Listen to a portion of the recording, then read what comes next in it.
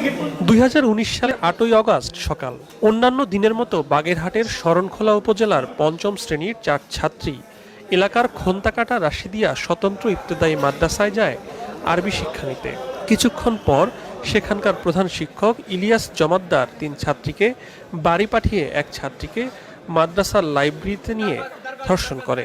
পরে কাউকে কিছু না জানানোর হুমকি দিয়ে শিশুটিকে বাড়িতে পাঠিয়ে দেন তিনি। ধর্ষণের শিকার শিশুটি বাড়িতে গিয়ে ঘটনা জানায় মাকে।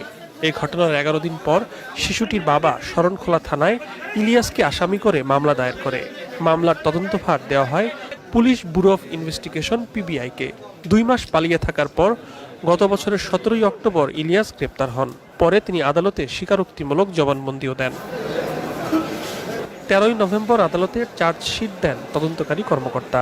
চলতি বছরের 9ই মার্চ আদালত চার্জ গঠন করে। এরপর করোনা ভাইরাস পরিস্থিতির কারণে আদালতের কার্যক্রম সীমিত হয়ে পড়ে। দীর্ঘ অপেক্ষার পর বৃহস্পতিবার রায় ঘোষণার তারিখ নির্ধারণ করে আদালত।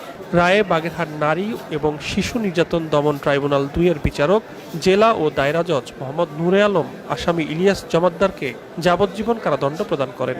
একই সাথে তাকে 20,000 টাকা অনাদায়ে আরও 1 বছরের সশ্রম কারাদণ্ড প্রদান করা হয়। মামলায় 9-এর 1 ধারায় নারী শিশু ট্রাইব্যুনাল 2003-এর সর্বোচ্চ সাজা যাবজ্জীবন এবং 20,000 টাকা জরিমানা অনাদায়ে আরও 1 বছরের সশ্রম কারাদণ্ড। আমি এ রায়ে আদালতের প্রতি সন্তুষ্ট। ধর্ষণের শিকার শিশুর পিতা এ রায়ে সন্তুষ্টি প্রকাশ করেছেন। যে রায় হয়েছে আমি এই রায়তে খুশি।